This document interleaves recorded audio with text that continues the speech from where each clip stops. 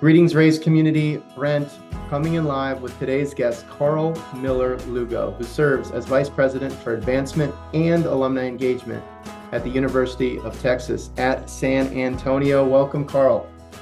Thank you, Brent. Great to see you.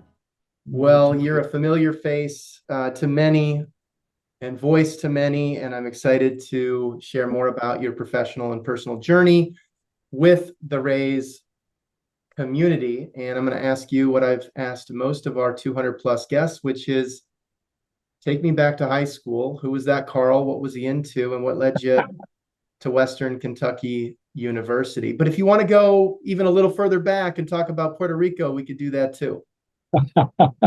Well, thanks for that opportunity. And as a Puerto Rican resident yourself, you know how special the island is. But born in Puerto Rico, moved to Kentucky when I was 8 years old, and I was a Breckenridge County High School Tiger. Played football a year there. I played soccer a year at Breckenridge County High. I was really engaged in high school. I had a great high school experience and, president of my class, all that good stuff. But had the opportunity to go to Western Kentucky University. It's My brother went there, my wife went there, my brother's wife. It's been great. It was a great place for us.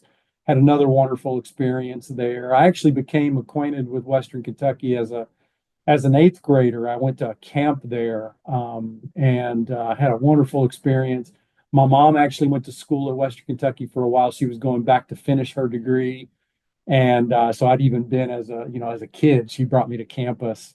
When it came time to go to college, that just seemed like the place. And I'm very glad I did. It was a great experience.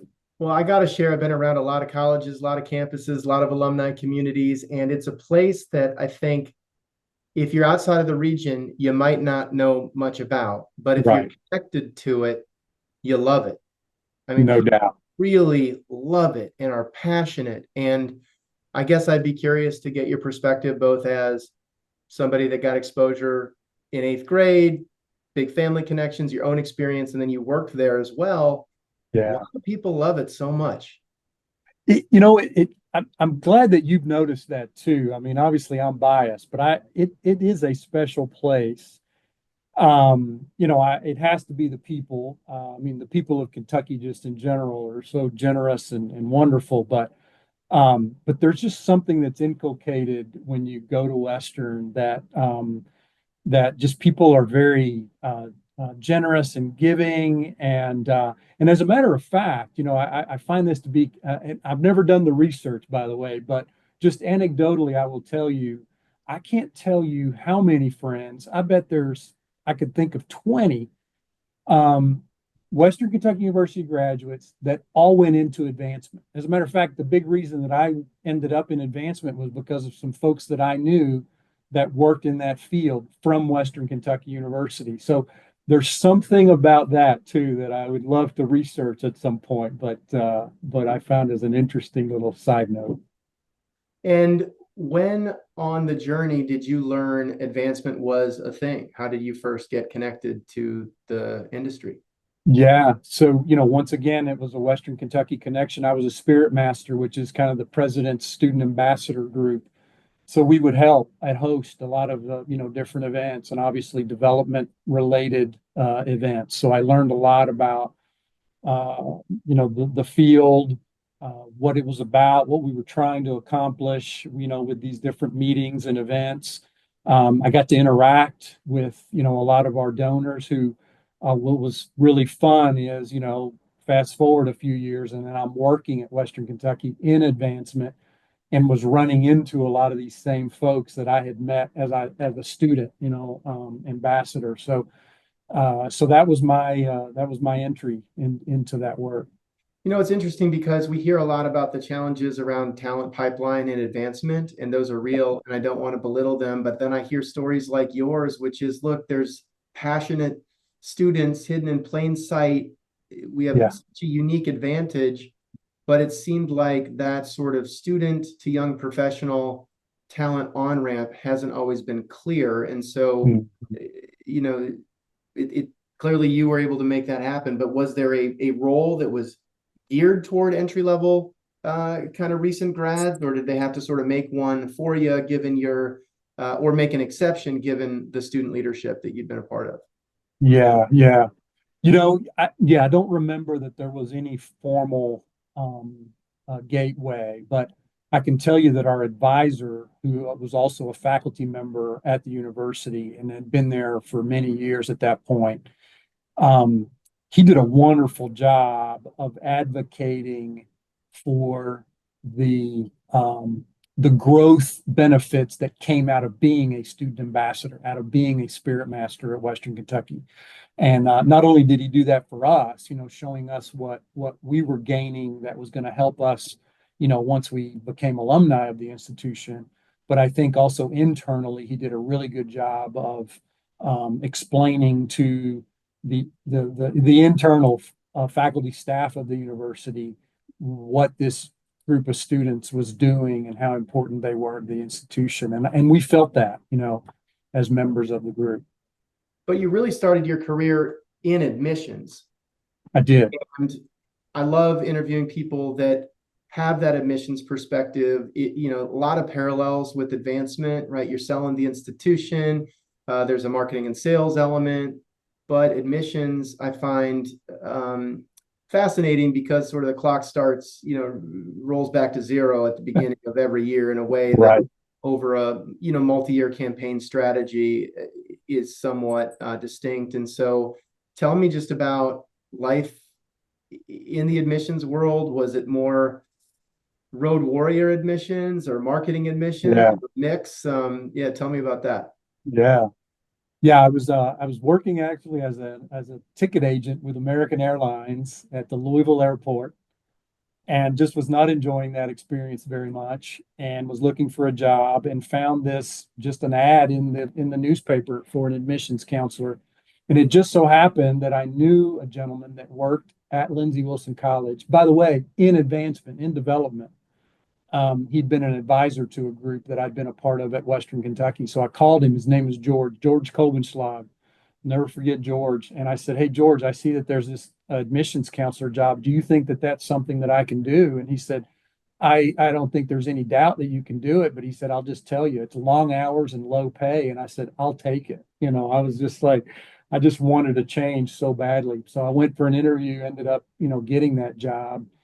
And, one of the things I learned early on, this is a small private school on the kind of the foothills of the Appalachian Mountains. It's known for providing access to students from that region, from all over Kentucky, but specifically that region.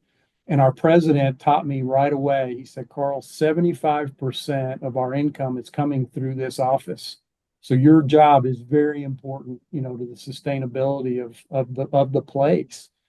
And, that was, I mean, I'm 22 years old, green as grass, but boy, I remember you could feel that responsibility. And I wanted to do a good job. So yeah, we were out on the road, seemed like all the time. And we were a place that, this is another lesson that place taught me, is we never gave students an excuse for at least experiencing the campus. I would go and pick up students. I remember driving 4 hours one way just to pick up a student, bring them to campus and do it, and take them back home. And because we knew if they came and they experienced it, the chances were that they would choose Lindsay Wilson College. And but it was a great place to grow up in the business. That's amazing. I love that story. And it's got to be really interesting because on one hand, you're both selling the institution and you are a primary revenue driver for the institution. So there really is the business aspect of it, but also I imagine, like any, great salesperson, you're trying to establish, is there a mutual fit? It's not just, how do I get you to buy my product? It's, are you a good fit? And if you're a good fit, then I'd love to help make it happen. But there had to probably be situations where you might really like a kid or have really connected, but then also determine this maybe isn't the best fit. Maybe they're a better fit at Western. Like, how do you navigate? Like, my job is to sell Yeah. and sort of win, right, on behalf of my institution, while also sort of balancing, is it the right fit? Yeah. Yeah. Yeah. So we did learn, many of the lessons that I learned in relationship building and relationship sales, let's call it that, I learned there. And we had a consultant, by the way, his name's Jeremy Lord. Jeremy's still living up in Springfield, Massachusetts. He was outstanding and taught us so much. But to answer your question, I think what we encouraged all the students to do is to visit all the campuses that they were considering. We said that a campus visit was just really crucial to you really knowing the place. Yeah, you might have heard great things about it from your friends. Mom and dad may have told you that's where they want you to go. You need to go and experience it for yourself. And so we did that with Lindsay Wilson, but I also encouraged all of my students that I was working with and their parents, to do that. And then we let them choose. But a lot of it too was the relationships that we built. I mean, to your point, and this is back in the days and before email, we weren't doing a lot. It was a lot of phone work, and it was nightly. But I had genuine relationships. A matter of fact, I will tell you this, that I still have students that I recruited who I am connected to, via different social media. And I'm updating, like now they have kids, they're married, they've got their own careers, they're doing incredible work. And it is so fulfilling, to see them growing up after, I knew them as, 18-year-olds and then coming to school. Can I ask you, Carl, growing up in a field where it was so phone heavy, right? Just pick up the phone. Do you find that serves you well today in a time when there's all these other channels? Because I will just say personally, I have absolutely come full circle on just, no, I'm not going to schedule the meeting. I'm not going to give you 6 options. We're not going to go back and forth on when the Zoom will work on the third Tuesday in June. Right. I'm just going to call you. Yeah. And it's like amazing how effective that is. But I also wonder at Yeah. times, like, does that, is it interrupting? Is it rude? But I'm just Right. curious if you found like, if that stuck with you, and maybe how you see that play out across different members of your team or different generations and so forth. Yeah. Yeah. Yeah, I mean, I think short answer, yes, it did serve me well. And look, I'm an introvert really by nature, and I also really internalize things, and so rejection was rough on me. I can remember in those early days. But again, I learned a lot from it. We were taught different, techniques on how to act on the phone and how to, I'm trying to call people. We would do our calling in the evening because we knew that's when they would be home to answer. So, can't tell you how many times I'm calling and, parents are saying, hey, we're in the middle of dinner. Like, but how you work through that. And then I think the other thing that I was taught was that what we were doing was noble and was for a good cause and for a good outcome. And so to not be, you know, embarrassed or to feel like you're like you said, interfering maybe in their lives or in their day. I'm trying to help. So when you kind of learn that, I think, and get over that, you can do it and be Well, and successful. you gotta believe it. If you believe in what you're selling, Um, it's such an advantage because then it doesn't mean you still don't want to be sensitive and thoughtful about the other person, sure. but if you believe, that helps you sort of power through the Yeah. rejection. And I guess, to that end, like you circle back to Western Kentucky and what was the process to go from a really nice run in admissions early in your career back to Mhm. the alma mater, and what were your first impressions? Because it is different being on the inside, Yes. versus Yes. the Yeah. sort of love that one can feel for the alma mater. I know it becomes a more holistic experience once you're on the other Yeah. side. Yeah. Sometimes, seeing how the sausage is made day in and day out kind of takes some of the luster Yeah. off of it. But no, so, two friends that I had met, names that you may recognize, but John Paul Blair and Donald Smith at Western Kentucky University. They're still working in advancement there today. They had been friends and colleagues even when I was a student. And so they had been kind of recruiting me, trying to get me back to the hill, as we call it. And I was eager to, I was at, or I should say, I was at a place now at Lindsay Wilson where I'd been there by that point, probably around 9 years, and thought it was time to explore other opportunities. And so to get a chance to go to my alma mater was just fantastic. Jennifer, my wife, and I were married by then. We had our first child already, and we saw it as kind of going home. That's where we had met. So we got to move to Bowling Green, and I started working there on the campus. It was also solely major gifts, whereas at Lindsay Wilson, I was doing a little bit of major gifts, but I was really doing more corporate foundation work in my last couple of years. I had transitioned at Lindsay from admissions to development. And while I think I learned a lot from that foundation's corporate work, it wasn't my favorite. I really enjoyed more of the individual work. So getting a chance to go to Western Kentucky and do the major gift stuff was exciting for me. And so tell me about hitting the road for the alma mater. Was it, build momentum immediately, slow burn to sort of learn it? I mean, what do you recall from that first year or two? Yeah.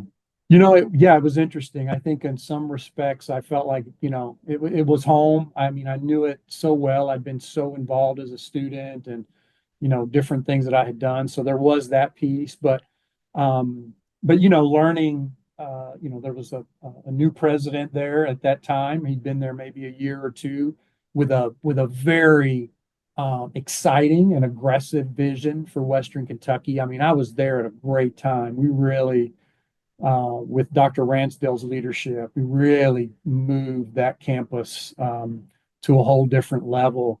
And so I just remember, there was also that sense of, great pride. I was, very proud of my work at Lindsay Wilson, but this was different. This was, alma mater. And so to be a part of, you knew you were really moving it to a new level, and to be a part of that was a lot of fun, really engaging. I got to work on some really fun projects that, again, just they're tangible, right? You can see and feel the difference they're going to make.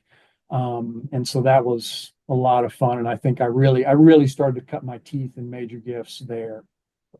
So based on everything you've shared up to this point, I don't see as the next step packing up and moving to Austin, Texas. So how right. did that seed get planted? That had to be a big decision. You're back at home, young family, big move. Yes, yeah. My brother was living in Texas.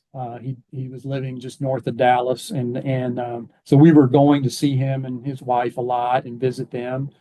And there was a lot about Texas that I liked, that I thought fit with me and my family.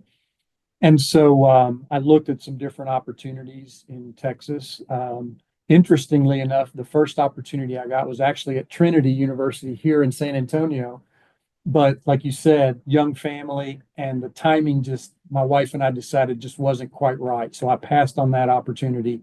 And about 2 years later, the opportunity at UT Austin came around, Chief Development Officer for the College of Education. I had done a lot of work. We were pretty centralized at Western Kentucky, but I had done a lot of work for the College of Education at Western Kentucky. The school started out as a teacher's normal college, as they called it. So it had a long history in that. And so that stood out in my resume to the dean at UT Austin's College of Education, and they invited me for a visit, and I got the job, and which started a 10-year run then at UT. Amazing. Now, what should people know who don't have as much exposure to education as a lane, as a vertical, working for the College of Education? What you hear in passing is, look, like there's not going to be as much wealth in that space, right? People talk about engineering or business or, et cetera, et cetera. Is that true? How do you navigate it? And just what should people know that haven't been around that that vertical, if you will. Yeah. You know, and I'll tell this quick story, and certainly not to disparage any of my colleagues that work in other colleges other than education, but I remember a president, we were in the car going for a visit, and he had just, we'd never met. So he's like, he says, Karl, so you're in the College of Ed? And he goes, man, that's tough work. He says, I've done advancement. By the way, he'd come from the advancement field. And he said, you know, those development officers over in the College of Business, they don't know how hard it is to, raise money in the College of Education. And if you can do it there and be successful, you can do it anywhere. And so I kind of took that on as, as a challenge and as a pride point, that, hey, you're right. Most of our alumni, if they go into education, they're not going to make a great deal of money. So we have to be a little more creative. We probably have to, have many more visits on average to get a significant gift. But to be successful, I knew I had to get out there and hustle and make it happen. And so I think it just taught me, a resiliency that has been good for me, moving forward in my career.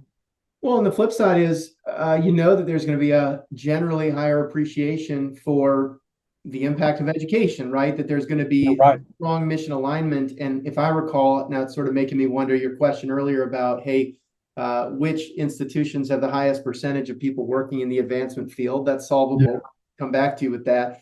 But Uh-huh. also we have looked at in the past things like participation rate by some of the LinkedIn industry data that we get at Evertree, Mhm. for example, and education and fundraising are some of the industries where participation is radically higher than you'll find in other Interesting. industries overall. And that doesn't mean it's, major gift participation per se, but just that there's, you're not going to have to explain to somebody why education matters in the same way, Right. right? Right. Right. Yeah, no, I think you're right. And it's interesting, many of the major gift donors that I had weren't College of Education graduates. They were business or law or engineering or whatever else. And but they understood the importance of, the College of Education and those graduates to the future workforce, the future, their families, whatever it might be. And so they chose the College of Ed as the place to do their major gift work because that's where they saw the most impact long term. You spent 10 years at UT Austin. You had to meet some really interesting people. You must have trips that have gone incredibly well and incredibly poorly and everything in between. Are there any Yeah. just like really poignant memories, kind of good, bad, ugly, that come to mind if you think about that period? Yeah. Yeah, I driving into campus and seeing that UT Tower, that never got old. There was just something about it, and I really enjoyed my time there. I got to work in different areas, and I ended up moving into the university development office those last probably 5 or 6 years of my career there. And and you're right. I mean, it can be a little heady sometimes. I was there when Matthew McConaughey got his, alumni award. I don't know, I got to visit alumni that were titans of industry all over the world. I got to do some international trips. And so yeah, it's a different, it's a different experience and a different level there. But at the end of the day, it still takes, our work, our relationship building work, that resiliency, that perseverance. But it was a great run at the University of Texas. And, my kids ended up, they're both graduates of UT. So we're a Longhorn family for life. I love it. And it was right at the end of your time there, I think, where you and I got connected. I believe I remember our first in Yeah. coffee at I don't know if it was around South by Southwest or some event like that. Maybe it was a conference that I was in town for, but you were just on the cusp of transitioning to BWF and to move into the consulting world. And there are probably people listening right now that are thinking, hey, maybe I should consider making a move to the consulting world someday. So just tell me about that part of your journey and what would you tell that Karl, knowing what you know on the other side of it? Yeah. Brent, I remember that coffee well, by the way, and you provided me some good advice that day. That was helpful to me. Um, yeah, I'll start by saying this, and I've probably said this to many of the folks that might be listening, and that is that my time with Benz Whaley Flessner was what I call my PhD work in the field. Like I thought I knew a lot. I'd been in the field by that point, gosh, 20 years, and I hope that I imparted, a little bit on my clients. I had 30 different clients over 4 years with BWF. But I learned a great deal. You're always in the room, so to speak. You're with board members, you're with the presidents and chancellors, you're, with the VPs and the deans, and you're always at that level. And so not only does your game need to be at a pretty high level, but you're getting to hear all these um, different ways of doing that kind of work. Because I worked with independent schools, small, private, large, public, you name it. Even had some international experiences, and so that diversity of thought and ways of doing business really equipped me well for the position I'm in now. Could I have sat in this chair before that experience? Probably so. Would I have been as prepared? Definitely not. So I'm very grateful for the time that I had with consulting. But it was just a case where I missed being on a campus. I missed Yeah. being part of the fabric of a campus every day. It's one thing coming in and out and doing some work. And so I was excited when this opportunity came its way. I like what you said about being in the room. And that's something, we've got great relationships at BWF and other firms. And Yeah. I am jealous of my consulting brethren and sisters. Right. It's just different in our line of work to like really get in the room at the table over that extended period in the way that you all do. And in that sector. And I am like, there are times I wish I could have that experience, because I feel like, a lot of what I've learned, it's through right conversations like when we first connected, or Right. relationships. I'm heading down your way this week to connect at Yes. State. Brooks Hall and team are going to be hosting a really neat gathering of senior leaders. And so it's like I do get in the room, but not for the extended period, as deep focused on some of those big strategic problems in the same way. And so I guess my question would be, and by the way, there are probably many folks that are advancement practitioners that are feeling that way as well, where they're Right. sort of, at the table periodically, but not in the way that you would have been at BWF, or that you are in your current role. And so I guess for folks that, you know, have been in the room, or get to the room or to the table, but not in the same way, like what is the biggest before and after, if you can generalize, that I might learn, or that others might learn, if we were in the room at the table for that extended period of time? Yeah.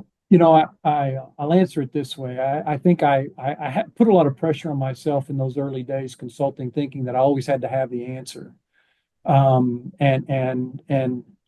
were times where, frankly, I wasn't sure what the best path forward was, but the chancellor and others were looking my way, right, and asking for my thoughts. And so I think one of the things that I learned, Brent, was that I didn't have to have the answer, but I had to have a way to engage in finding the answer. How do I ask questions? How do I guide maybe the chancellor or the president into getting some feedback from some other sources around campus? How do I maybe bring that group together and help facilitate a discussion that helps us to get to the answer? So,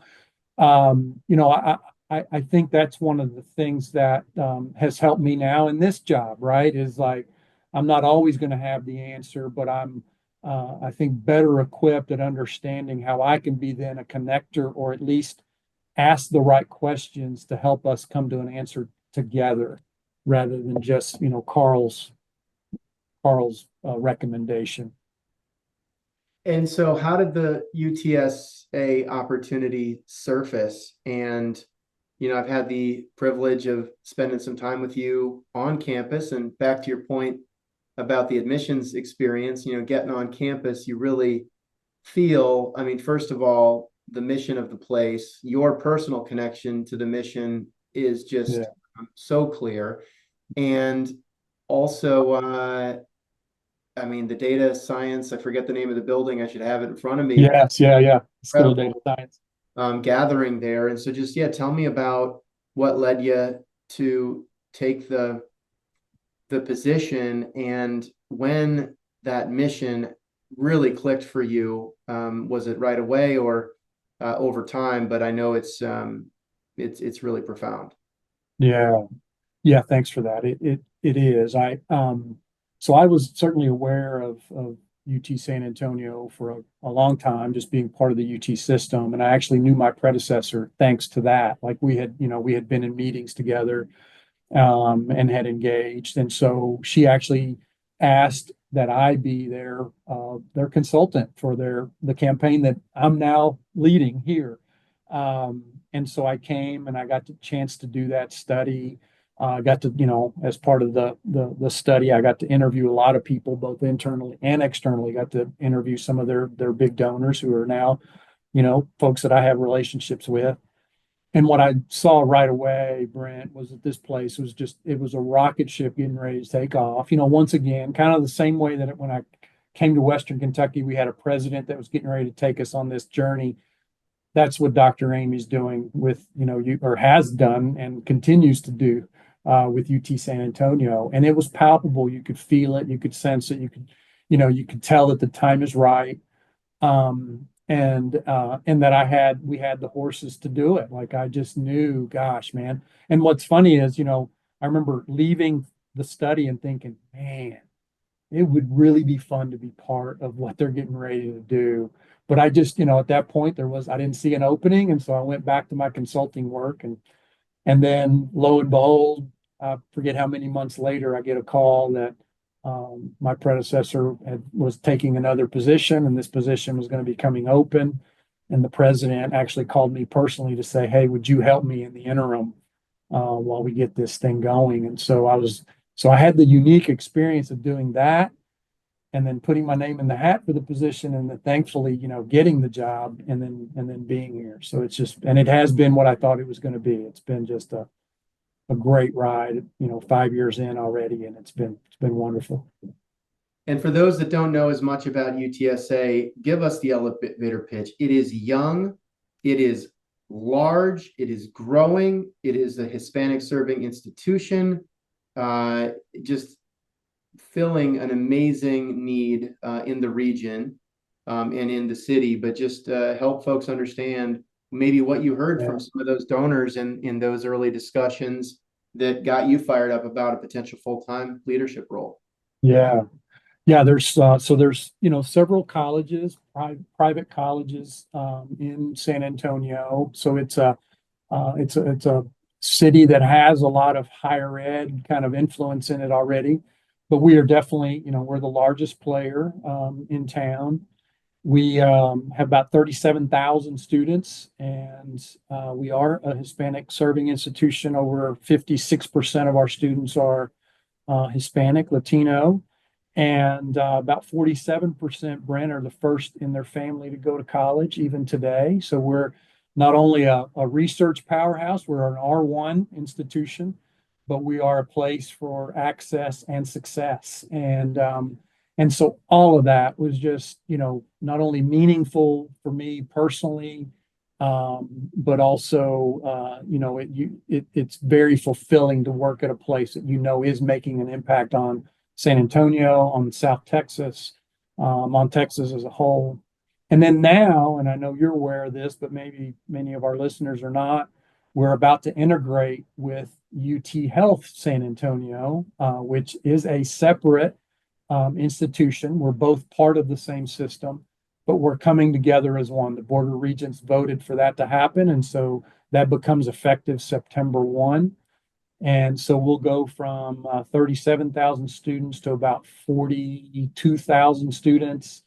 a $1.1 billion endowment, $2 billion budget. I mean, it's a big place, about 200,000 alumni.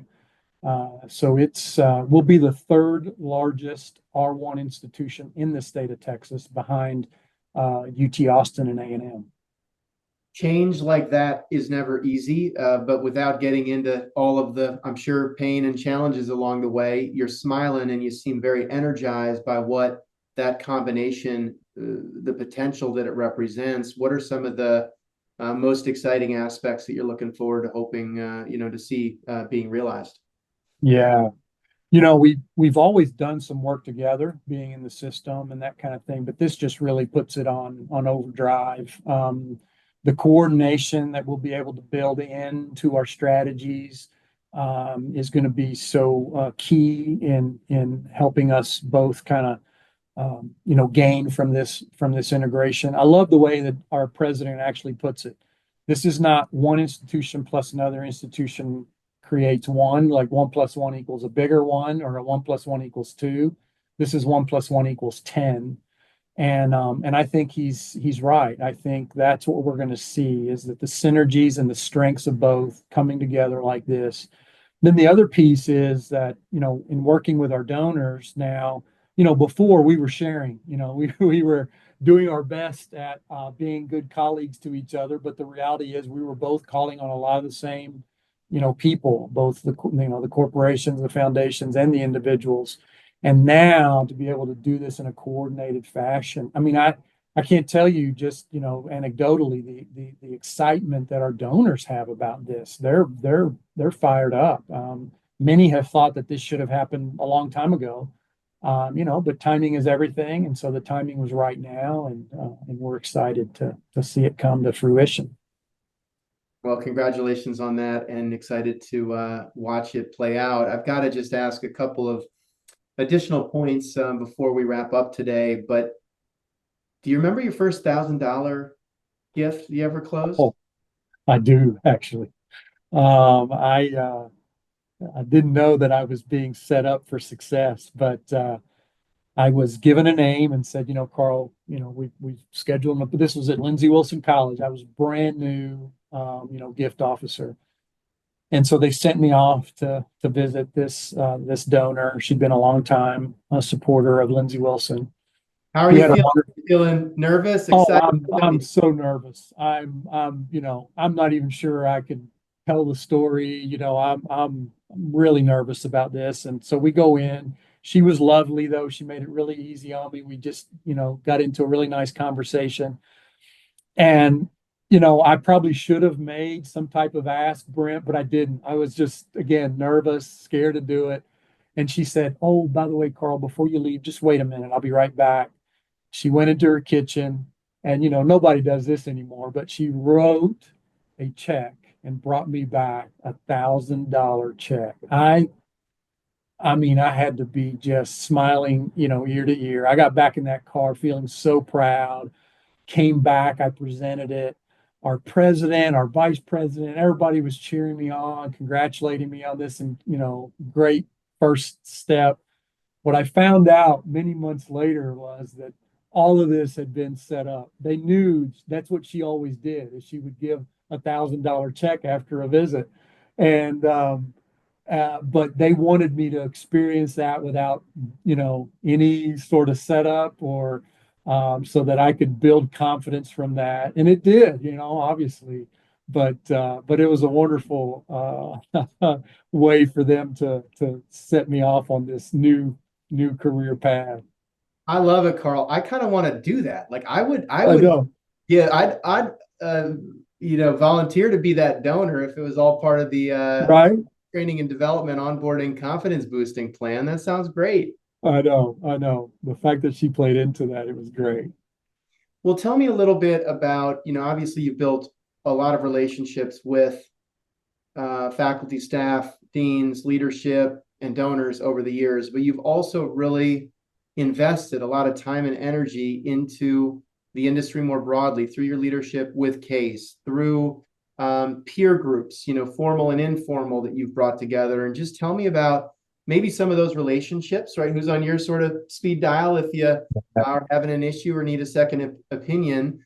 But then also what advice you would have for our listeners, many of whom I think would only dream of having the kind of network and relationships in the industry that you have at this point.